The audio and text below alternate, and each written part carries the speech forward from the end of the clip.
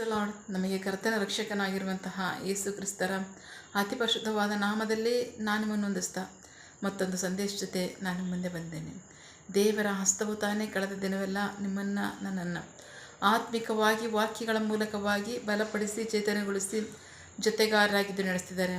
ವೈಯಕ್ತಿಕವಾಗಿ ನಮ್ಮ ಅಗತ್ಯಗಳನ್ನ ಪೂರೈಸಿ ನಾವು ಕೈ ಮಾಡ್ತಕ್ಕಂಥ ಕೆಲಸಗಳನ್ನ ಆಶೀರ್ವದಿಸಿ ಕಾದು ಪೋಷಿಸಿ ಜೊತೆಗಾರರಾಗಿದ್ದು ನಡೆಸ್ತಿರೋದಕ್ಕಾಗಿ ದೇವರಿಗೆ ಸ್ತುತಿಯು ಘನವು ಮಹಿಮೆಯು ಸದಾಕಾಲವೂ ಸ್ವಂತವಾಗಿರಲಿ. ಆಮೇನ್.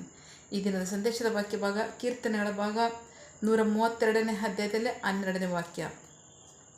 ನಿನ್ನ ಮಕ್ಕಳಿಗೆ ನಾನು ಕಲಿಸುವ ನನ್ನ ಒಡಂಬಡಿಕೆಯನ್ನು ನನ್ನ ಕಟ್ಟಳೆಗಳನ್ನು ಕೈಗೊಂಡರೆ ಅವರ ಮಕ್ಕಳು ಸಹ ಎಂದೆಂದಿಗೂ ನಿನ್ನ ಸಿಂಹಾಸನದಲ್ಲಿ ಕೂರುವರು. ದೇವರಿಗೆ ಸ್ತೋತ್ರ.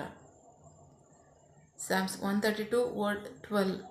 If your sons are true to my covenant and to the commands I give them, their sons also will succeed you for all time as kings. ದೇವರಿಗೆ ಸ್ತೋತ್ರ. ನಾವು ವಾಕ್ಯ ಭಾಗದ ನೋಡ್ತಾ ಇದ್ದೀವಿ.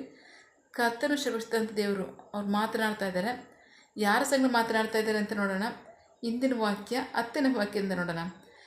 ನಿನ್ನ ಸೇವಕನಾದ ದಾವೀದನ ನಿಮಿತ್ತ ನಿನ್ನ ಅಭಿಷಕ್ತನನ್ನು ತಿರಸ್ಕರಿಸಬೇಡ. ಯೆಹೋವನು ದಾವೀದನಿಗೆ ಸತ್ಯದ ಹಾಣಿಯನ್ನಿಟ್ಟಿದ್ದಾನೆ, ಅದರಿಂದ ತಿರುಗಿಕೊಳ್ಳನು. ನಿನ್ನ ಸಂತತಿಯವನನ್ನೇ ನಿನ್ನ ಸಿಂಹಾಸನದ ಮೇಲೆ ಕೊಳ್ಳಿರಿಸುವೆನು. ದೇವರಿಗೆ ಸ್ತೋತ್ರ. ಹಾಗೆ ನಿನ್ನ ಮಕ್ಕಳಿಗೆ ನಾನು ಕಲಿಸುವ ನನ್ನ ಒಡಂಬಡಿಕೆಯನ್ನು ನನ್ನ ಕಟ್ಟಳೆಗಳನ್ನು ಕೈಗೊಂಡರೆ ಅವರ ಮಕ್ಕಳು ಸಹ ಎಂದೆಂದಿಗೂ ನಿನ್ನ ಸಿಂಹಾಸನದಲ್ಲಿ ಕೂರುವರು. ದೇವರಿಗೆ ಸ್ತೋತ್ರ. ಬಹಳ ಪ್ರಮುಖವಾಗಿ ದೇವರು ಹೇಳ್ತಾರೆ, ನಾನು ಕಲಿಸ್ತಕ್ಕಂಥ ನನ್ನ ಒಡಂಬಡಿಕೆಯನ್ನು ನನ್ನ ಕಟ್ಟಳೆಗಳನ್ನು ನನ್ನ ಒಡಂಬಡಿಕೆಗಳನ್ನ ಕೈಗೊಂಡು ನಡೆದರೆ ನಿನ್ನ ಮಕ್ಕಳು ಮಾತ್ರ ಅಲ್ಲ ಅವ್ರ ಮಕ್ಕಳು ಸಹ ನಿನ್ನ ಸಿಂಹಾಸನದ ಮೇಲೆ ಕೂತ್ಕೋತಾರೆ ಅಂತ ದಾವೀದನಿಗೆ ದೇವರು ವಾಗ್ದಾನ ಮಾಡಿದರು. ದೇವರಿಗೆ ಸ್ತೋತ್ರ. ಆಶೀರ್ವದಿಸಿದರು. ನಿಜವಾಗ್ಲೂ ದೇವರ ಒಡಂಬಡಿಕೆ ಏನು? ದೇವರು ಹೇಳ್ತಾರೆ, ನಾನು ಕಲಿಸ್ತಕ್ಕಂಥದ್ದು. ಅವರೇ ಕಲಿಸ್ತಾರ ನೋಡೋಣ. ಯೆಶಾಯ ಪ್ರವಾದಿ 54ನೇ ಅಧ್ಯಾಯ 13ನೇ ವಾಕ್ಯ. Prophet Isaiah chapter 54:13. ನಿನ್ನ ಮಕ್ಕಳೆಲ್ಲ ಯೆಹೋವನಿಂದ ಬೋಧಿಸಲ್ಪಡುವರು, ನಿನ್ನ ಮಕ್ಕಳ ಸಮಾಧಾನವು ಅಧಿಕವಾಗಿರುವುದು. ದೇವರಿಗೆ ಸ್ತೋತ್ರ. ನಮಗೆ ಬೋಧಿಸೋರು ಯಾರು ಅಂದರೆ ದೇವರೇ ಆಗಿದ್ದಾರೆ. ನಾವು ಬೋಧಿಸ್ತಿದ್ದೀವಿ ನಿಜ. ನಾವು ಯಾರಾಗಿದ್ದೀವಿ? ದೇವರ ದಾಸರಾಗಿದ್ದೇವೆ. ನಮಗೆ ಕೊಟ್ಟಿದ್ದಾರೆ ಈ ಜವಾಬ್ದಾರಿ, ನಾವು ಮಾಡ್ತಾಯಿದ್ದೀವಿ. ಸೊ ದೇವರಿಗೆ ಸ್ತೋತ್ರ. ಸೊ ಹಾಗಾಗಿ ಅದರ ಬೋಧನೆ ಯಾರ್ದು ಅಂದರೆ ಅವ್ರದ್ದೇ ಆಗಿರುತ್ತೆ, ಅವ್ರದ್ದೇ ಮಾತಾಗಿರುತ್ತೆ. ನಮ್ಮ ಮೂಲಕವಾಗಿ ಅವ್ರು ಮಾತನಾಡ್ತಿರ್ತಾರೆ. ಸೊ ಅದನ್ನು ಕೇಳೋರ್ಗೆ ಏನಾಗುತ್ತೆ ಅಂದರೆ ಸಮಾಧಾನ ಇರುತ್ತೆ. ದೇವರಿಗೆ ಸ್ತೋತ್ರ. ಅಷ್ಟು ಮಾತ್ರ ಅಲ್ಲ, ಆತನ ಈ ಕಟ್ಟಳೆಗಳನ್ನು ಒಡಂಬಡಿಕೆಗಳನ್ನ ಕೇಳೋರಿಗೆ ಸಮಾಧಾನ ಇರುತ್ತೆ, ಕೈಗೊಂಡು ನಡೆಯೋರಿಗೆ ಆಶೀರ್ವಾದ ಇರುತ್ತೆ. ಯಾವ ಆಶೀರ್ವಾದ? ತಲೆಮಾರಿನವರೆಗೂ, ನಿಮ್ಮ ಮಕ್ಕಳಿಗೂ. ದೇವರಿಗೆ ಸ್ತೋತ್ರ. ಕೇಳೋರಿಗೆ ಅದು ಸಮಾಧಾನ ಇರುತ್ತೆ. ಅಷ್ಟು ಮಾತ್ರ ಅಲ್ಲ, ಕೈಗೊಂಡು ನಡೀತಕ್ಕಂಥವ್ರಿಗೆ ಆಶೀರ್ವಾದಗಳು ತಲೆಮಾರಿಗೂ ಇರುತ್ತೆ ಅಂತ ವಾಕ್ಯ ಹೇಳುತ್ತೆ. ದೇವರಿಗೆ ಸ್ತೋತ್ರ. ಎಲ್ಲಿವರೆಗೆ? ಮಕ್ಕಳಿವರೆಗೂ ಇರುತ್ತೆ ಅಂತ. ಆದರೆ ಬಹಳ ಪ್ರಮುಖವಾಗಿ ಈ ಆಶೀರ್ವಾದಗಳನ್ನ ಕೂಡಿಟ್ಕೊಟ್ಟವ್ರು ಯಾರು? ಇವತ್ತು ನಾವು ಯಾರಾಗಿದ್ದೀವಿ ಅದಕ್ಕೆ ಕಾರಣ ಯಾರು ಅಂತಂದರೆ ಆದಿಯಲ್ಲಿರ್ತಕ್ಕಂಥ ಪಿತೃಗಳು ಅಬ್ರಹಾಮ್, ಇಸಾಕ್, ಯಾಕೋಬ್. ದೇವರಿಗೆ ಸ್ತೋತ್ರ. ದೇವರು ಯಾಕೋಬನ ನಂತರ ತಾವು ಯಾರ ಸಂಗಡೆಲ್ಲ ಮಾತನಾಡಿದ್ರು ಅವರೆಲ್ಲರಿಗೂ ಹೇಳ್ತಕ್ಕಂಥದ್ದು ಒಂದೇ ಒಂದು ವಿಷಯ, ನಾನು ನಿಮ್ಮ ಪಿತೃಗಳಂತಹ ಅಬ್ರಹಾಮ್, ಇಸಾಕ್, ಯಾಕೋಬನ ದೇವರು. ದೇವರಿಗೆ ಸ್ತೋತ್ರ.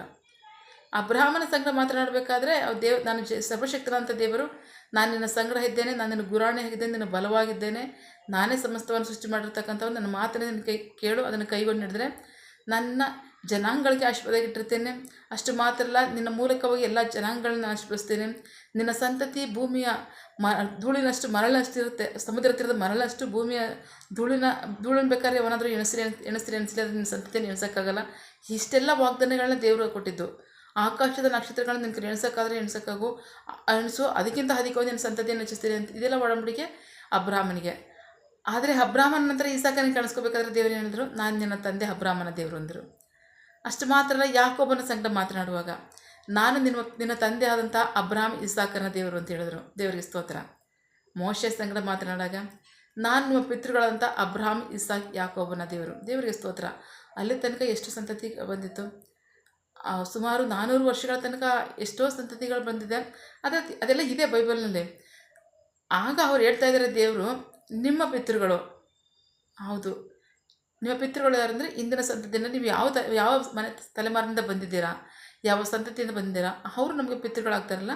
ಸೊ ಅದನ್ನೇ ದೇವ್ರು ಹೇಳ್ತಕ್ಕಂಥದ್ದು ನಿಮ್ಮ ಪಿತೃಗಳು. ಈಗ ನಮಗೇನು ಹೇಳ್ತಾರೆ, ನಮಗೂ ಅದನ್ನೇ ಹೇಳ್ತಾರೆ.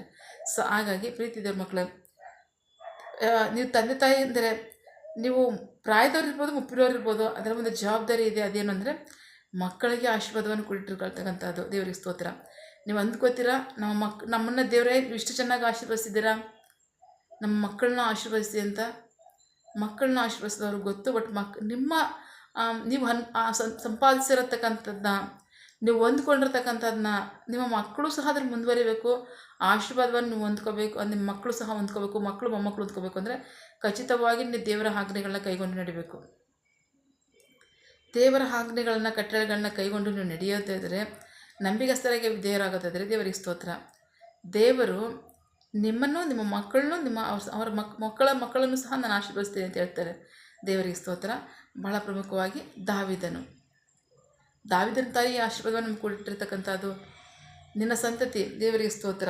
12ನೇ ವಾಕ್ಯ, ನಿನ್ನ ಮಕ್ಕಳು ಸಹ ನಾನು ಕರೆಸುವ ನನ್ನ ಒಡಂಬಡಿಕೆಯನ್ನು, ಕಟ್ಟಳೆಗಳನ್ನು ಕೈಗೊಂಡು ನಡೆದರೆ ಅವರ ಮಕ್ಕಳು ಸಹ ಎಂದೆಂದಿಗೂ ನಿನ್ನ ಸಿಂಹಾಸನದಲ್ಲಿ ಕುಳಿತುಕೊಳ್ಳುವರು. ಅದೇನು ಅಂತಂದರೆ 11ನೇ ವಾಕ್ಯ, ಯೆಹೋವನು ದಾವೀದನಿಗೆ ಸತ್ಯದ ಹಾಣಿಯನ್ನಿಟ್ಟಿದ್ದಾನೆ, ಆದ್ದರಿಂದ ತಿರುಗಿಕೊಳ್ಳನು. ನಿನ್ನ ಸಂತತಿಯವರನ್ನೇ ನಿನ್ನ ಸಿಂಹಾಸನದ ಮೇಲೆ ಕುಳ್ಳಿರಿಸುವೆನು. ದೇವರಿಗೆ ಸ್ತೋತ್ರ. ನಿರಂತರವಾಗಿ ದಾವೀದನ ಸಂತತಿ ಮುಂದುವರಿತಾ ಇದೆ. ಯೇಸು ಕ್ರಿಸ್ತನ ಕುರಿತಾಗಿ ಹೇಳ್ತಾ ಇದ್ದೆ ನೋಡಿ ಒಂದು ಸಾಕ್ಷಿ. ಲೂಕನ ಸುವಾರ್ತೆ 1ನೇ ಅಧ್ಯಾಯದಲ್ಲಿ,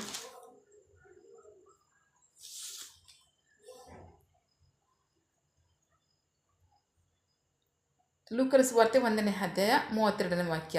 ಲೂಕ್ ಚಾಪ್ಟರ್ 1 ವರ್ಡ್ 32 to 33.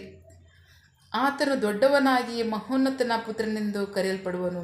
ದೇವರಾಗಿರುವ ಕರ್ತನು ಆತನ ತಂದೆಯಾದ ದಾವೀದನ ಸಿಂಹಾಸನವನ್ನು ಆತನಿಗೆ ಕೊಡುವನು. ಆತನು ಯಾಕೋಬನ ಮನೆತನವನ್ನು ಸದಾಕಾಲ ಆಳುವನು. ಆತನ ರಾಜ್ಯಕ್ಕೆ ಅಂತ್ಯವೇ ಇಲ್ಲ ಎಂದು ಹೇಳಿದನು. ದೇವರಿಗೆ ಸ್ತೋತ್ರ. ಯಾರಿಗೆ ಅಂತಂದರೆ ಇಂದಿನ ವಾಕ್ಯ ಹೇಳುತ್ತೆ, 31ನೇ ವಾಕ್ಯ, ಈಗೋ ನೀನು ಗರ್ಭಿಣಿಯಾಗಿ ಒಬ್ಬ ಮಗನನ್ನು ಇರುವೆ, ಆತನಿಗೆ ಯೇಸು ಎಂದು ಹೆಸರಿಡಬೇಕು. ದೇವರಿಗೆ ಸ್ತೋತ್ರ. ಯೇಸು ಕ್ರಿಸ್ತರಿಗೆ ಯೇಸು ಕ್ರಿಸ್ತರನ್ನೇ ಲೋಕದ ರಕ್ಷಕರನ್ನು ಈ ಲೋಕ ಕಳಿಸೋದಕ್ಕೋಸ್ಕರವಾಗಿ ದೇವರು ಆರಿಸ್ಕೊಂಡಂತಹ ಒಂದು ಸಂತತಿ ಅಂದರೆ ದಾವೀದನ ಸಂತತಿ. ದೇವರಿಗೆ ಸ್ತೋತ್ರ. ಸೊ ಹಾಗೆ ದಾವೀದನ ದೇವರಿಗೆ ಎಷ್ಟು ಮೆಚ್ಚುಗೆ ಆಗಿದೆ ಅಂದರೆ ಆತನ ದೇವರ ಹೃದಯಕ್ಕೆ ಬಹಳ ಹತ್ತಿರವಾದಂಥವನು. ದೇವರಿಗೆ ಸ್ತೋತ್ರ. ಯಾಕೆ ಅಂದರೆ ಅವನ ಆಲೋಚನೆಗಳು, ಅವನ ಕಾರ್ಯಗಳೆಲ್ಲ ದೇವರಿಗೆ ಬಹಳ ಅಂದರೆ ದೇವರು ಬಯಸ್ತಕ್ಕಂಥದ್ದೇ. ದೇವರು ತಾನು ಏನು ಮಾಡಬೇಕು ಅಂತ ಅಂದ್ಕೊಂಡಿರ್ತಾರೆ, ದಾವೀದನಿಗೆ ಹೇಳೋದಕ್ಕೆ ಮುಂಚೆನೇ ದಾವೀದನೇ ಆ ಆಲೋಚನೆಗಳನ್ನ ಇಟ್ಕೊಂಡಿರ್ತಿದ್ದ. ಆತನ ಜನರನ್ನು ಕುರಿತಾಗಿ, ಜನರನ್ನ ಕುರಿತಾಗಿ ದಾವೀದನು ತನ್ನ ಪ್ರಜೆಗಳನ್ನ ಕುರಿತಾಗಿ, ತನ್ನ ಕುರಿಗಳನ್ನ ಕುರಿತಾಗಿ ದೇವರು ಏನು ಹೇಳಬೇಕು ಅಂದ್ಕೊಂಡಿರ್ತಾರೆ ಅದನ್ನೇ ಅವನು ಮಾಡ್ತಿದ್ದ. ಅವ್ರನ್ನ ಕುರಿತಾಗಿ ಅಷ್ಟೊಂದು ಕಾಳಜಿ ವಹಿಸ್ತಿದ್ದ. ಸೊ ಹಾಗಾಗಿ ದೇವರು ಹೇಳಿದ್ರು, ದಾವೀದನು ನನ್ನ ಹೃದಯಕ್ಕೆ ಬಹಳ ಸಮೀಪವಾದವನು ಅಂತ. ದೇವರಿಗೆ ಸ್ತೋತ್ರ. ಹಾಗಾಗಿ ಪ್ರೀತಿದ ಮಕ್ಕಳೇ, ಪ್ರಾಯದವರಾಗ್ರಿ, ನೀವು ಅವರಾಗ್ರಿ, ಆದರೆ ನೀವು ಆಶೀರ್ವಾದಗಳನ್ನ ನಿಮ್ಮ ಮಕ್ಕಳಿಗೆ ಕೂಡಿಟ್ಕೊಳ್ತಕ್ಕಂಥದ್ದು ಜವಾಬ್ದಾರಿ ಇದೆ. ದೇವರಿಗೆ ಸ್ತೋತ್ರ. ದೇವರೇ ಆಶೀರ್ವದಿಸೋರು ಗೊತ್ತು. ದೇವರು ಆಶೀರ್ವದಿಸ್ತೀವಿ ಹೊರತು ನಾವೇನು ಮಾಡೋಕ್ಕಾಗಲ್ಲ ಅಂತ. ಖಚಿತವಾಗಿ ದೇವರು ಆಶೀರ್ವದಿಸ್ತಾರೆ. ಆದರೆ ನಿಮ್ಗೆ ಇರ್ತಕ್ಕಂಥ ಜವಾಬ್ದಾರಿ ಅಂದ್ರೆ ಅಂದರೆ ನೀವು ನಿಮ್ಮ ಮಕ್ಕಳಿಗೆ ಆಶೀರ್ವಾದವನ್ನು ಕೂಡಿಟ್ಕೋಬೇಕು ಅಂತ ದೇವರು ಇರ್ತಾರೆ. ಅದು ಹೇಗೆ? ದೇವರ ಒಡಂಬಡಿಕೆಗಳನ್ನು, ಕಟ್ಟಳೆಗಳನ್ನು ಅನುಸರಿಸಿ ನಡಿಬೇಕು. ನಿಮ್ಮನ್ನು ಆಶೀರ್ವದಿಸಿದಾರ, ನಮ್ಮನ್ನು ಆಶೀರ್ವದಿಸಿದಾರ, ನಮ್ಮ ಮಕ್ಕಳು ಸಹ ಇದ್ರ ಮುಂದುವರಬೇಕು ಅಂತ ಆಸೆ ಪಡ್ತೀರಾ? ನೀವು ಹಾಗೆ ಜೀವಿಸಿ. ದೇವರು ನಮ್ಮನ್ನು ಆಶೀರ್ವದಿಸಿದ್ರೆ ನಿಜ, ಇದಕ್ಕಿಂತ ಅಧಿಕವಾಗಿ ನಮ್ಮ ಮಕ್ಕಳನ್ನ ಆಶೀರ್ವದಿಸಿ ಅಂತ ಕೇಳ್ತೀರಾ? ಅದಕ್ಕೂ ಸಹ ನೀವು ದೇವರ ಕಟ್ಟಳೆಗಳನ್ನ ಅನುಸರಿಸಿ ನಡಬೇಕು. ದೇವರಿಗೆ ಸ್ತೋತ್ರ. ಒಂದಂತೂ ಖಚಿತ, ನಾವು ದೇವರಿಗೆ ವಿಧೇಯರಾಗಲೇಬೇಕು. ದೇವರ ಆಜ್ಞೆಗಳನ್ನ, ಕಟ್ಟಳೆಗಳನ್ನ ನಾವು ಕೈಗೊಂಡು ನಡೀಲೇಬೇಕು. ಇದುವೇ ನಿಜವಾಗ್ಲೂ ಆಶೀರ್ವಾದ. ಅಷ್ಟು ಮಾತ್ರ ಅಲ್ಲ, ಆತ್ಮಿಕತೆ, ಸಮಾಧಾನ, ರಕ್ಷಣೆ. ಆಮೇಲೆ ಪ್ರಾರ್ಥಿಕೊಳ್ಳೋಣ. ಸಕಲ ಸೃಷ್ಟಿಕರ್ತನೆ, ಸರ್ವಾಧಿಕಾರಿಯೇ, ಸಾರ್ವಭೌಮನೇ, ಉನ್ನತನೇ, ಮಹೋನ್ನತನೇ, ಮಹಾಪರಿಶುದ್ಧನೇ, ಪ್ರೀತಿ ಸ್ವರೂಪನೇ, ನೀತಿವಂತ ನ್ಯಾಯಾಧಿಪತಿಯೇ, ಸೇನಾಧೀಶ್ವರನೇ, ಇರುವಾತನೇ, ಸರ್ವವ್ಯಾಪಿಯೇ, ಇದನ್ನ ವಾಕ್ಯಗಳ ಮೂಲಕವಾಗಿ ನಮ್ಮ ಸಂಗಡ ಮಾತಾಡಿದಂತಹ ನಿಮ್ಮ ಪ್ರೀತಿಗಾಗಿ, ನಂಬಿಗಸ್ತಿಗೆ ನಿಮಗೆ ಸ್ತೋತ್ರ. ವಾಕ್ಯ ಭಾಗದಲ್ಲಿ ದಾವೀದನಿಗೆ ನೀವು ಸತ್ಯದ ಹಾಣೆಯನ್ನು ಇಟ್ಟಿದ್ದೀರಾ, ಅದನ್ನು ಎಂದಿಗೂ ಸಹ ಬದಲಾಯಿಸಲ್ಲ ಅಂತ ಹೇಳಿ ನೀವು ವಾಗ್ದಾನ ಮಾಡಿದ್ದೀರಾ. ನಿನ್ನ ಮಕ್ಕಳು ನಾನು ಕಲಿಸ್ತಕ್ಕಂತಹ ನನ್ನ ಒಡಂಬಡಿಕೆಗಳನ್ನ, ಕಟ್ಟಳೆಗಳನ್ನ ಅವರು ಕೈಗೊಂಡು ನಡೆಯೋದಾದರೆ ಅವರ ಮಕ್ಕಳು ಸಹ ನಿನ್ನ ಸಿಂಹಾಸನದಲ್ಲಿ ಕೂತ್ಕೋತಾರೆ ಅಂತ ಹೇಳಿದ್ದೀರಾ. ಏಸಪ್ಪ, ಅದಕ್ಕಿಂತ ಮುಂಚಾಗಿ ದಾವೀದನು ನಿಮ್ಮ ಕಟ್ಟಳೆಗಳನ್ನು ಕೈಗೊಂಡು ನಡೆದು ನಿಮ್ಮ ಒಡಂಬಡಿಕೆ ಪ್ರಕಾರವಾಗಿ ಜೀವಿಸಿ ನಿಮ್ಮ ಹೃದಯಕ್ಕೆ ಬಹಳ ಹತ್ತಿರವಾಗಿದ್ದ. ಸೊ ಹಾಗಾಗಿ ನೀವು ಅವನ ಕುರಿತಾಗಿ ಇಂಥ ವಾಗ್ದಾನವನ್ನು ಕೊಟ್ಟಿರಿ. ಆ ವಾಗ್ದಾನದ ಮೂಲಕವಾಗಿ ಇವತ್ತು ಇಷ್ಟು ಶ್ರೇಷ್ಠವಾದಂತಹ ಆಶೀರ್ವಾದಗಳನ್ನ ಜನಾಂಗಕ್ಕೆ ಕೂಡಿಟ್ಟಿದ್ದಾರೆ ದಾವೀದನು. ಅದಕ್ಕಾಗಿ ಸ್ತೋತ್ರ. ಈಗ ನಿನ್ನ ಜನರು ಇಸಪ್ಪ ನಿಮ್ಮ ಆಜ್ಞೆಗಳನ್ನು ನಿಮ್ಮ ಕಟ್ಟಳೆಗಳನ್ನು ಕೈಗೊಂಡು ನಡೆದು ನಿಮ್ಮ ಒಡಂಬಡಿಕೆಯಲ್ಲಿ ನಡೆದಾದರೆ ಅವ್ರ ಮಕ್ಕಳಿಗೂ ಸಹ ಆಶೀರ್ವಾದವನ್ನು ಕೂಡಿಟ್ಕೋತಾರೆ ಅಂತ ವಾಕ್ಯ ಭಾಗದಲ್ಲಿ ನಮ್ಮ ಸಂಘ ಮಾತನಾಡ್ತೀರ. ಅದಕ್ಕಾಗಿ ಸ್ತೋತ್ರ. ನಿನ್ನ ಜನರು ನಿನ್ನ ವಾಕ್ಯದಲ್ಲಿ ಭಯಭಕ್ತಿಯುಳ್ಳವರಾಗಿ ಹಾಗೆ ಜೀವಿಸಿ ತಮ್ಮ ಮಕ್ಕಳಿಗೂ ಆಶೀರ್ವಾದವನ್ನು ಕೂಡಿಟ್ಕೊಳ್ಳಿ. ನಿಮಗೆ ಮಹಿಮೆಯಾಗಲಿ, ಜನರಿಗೆ ಆಶೀರ್ವಾದವಾಗಲಿ. ಆಮೇನ್. ನಿನ್ನ ಜನರು ಕೈಟ್ ಮಾಡ್ತಕ್ಕಂಥ ಕೆಲಸವನ್ನು ಆಶೀರ್ವದಿಸು. ಅವರ ಅಗತ್ಯಗಳನ್ನ ಪೂರೈಸು, ಕೊರತೆಗಳನ್ನ ನೀಗಿಸು. ಆಮೇನ್.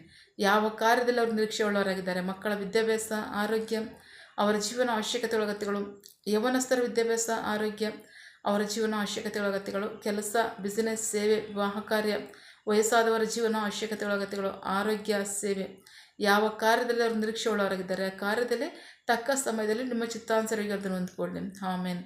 ನೀವು ಹಾಗೆ ಮಾಡುವ ಪ್ರೀತಿಗಾಗಿ ನಂಬಿಗಸ್ತಿಗೆ ನಿಮಗೆ ಸ್ತೋತ್ರ. ನಮ್ಮ ಪ್ರಾರ್ಥನೆಯನ್ನು ಕೇಳಿದ್ದೀರಾ, ಅದರಂತೆ ನಡೆಸ್ತಿರೋದಕ್ಕಾಗಿ ಸ್ತೋತ್ರ. ನಮ್ಮ ಪ್ರಾರ್ಥನೆಯನ್ನು ನಮ್ಮ ರಕ್ಷಕನಂತೆ ಯೇಸು ಕ್ರಿಸ್ತರ ಅತಿ ಪರಿಶುದ್ಧವಾದ ನಮ್ಮದಲ್ಲಿ ಪ್ರಾರ್ಥಿಸಿ ನಿಮ್ಮ ಪಾದಗಳು ಸಲ್ಲಿಸಿ ನಾವು ಬೇಡುವಂತಿದ್ದೇವೆ ನಿಮ್ಮ ಜೀವಗಳ ತಂದೆ. ಆಮೇನ್. God bless you all. ದೇವರು ತಾನೇ ಇದರ ವಾಕ್ಯಗಳ ಮೂಲಕವಾಗಿ ನಮ್ಮ ಸಂಗಡ ಮಾತನಾಡಿದ್ದಾರೆ, ನಮ್ಮನ್ನು ಆಶೀರ್ವದಿಸಿದ್ದಾರೆ. ಆಮೇನ್. All the best.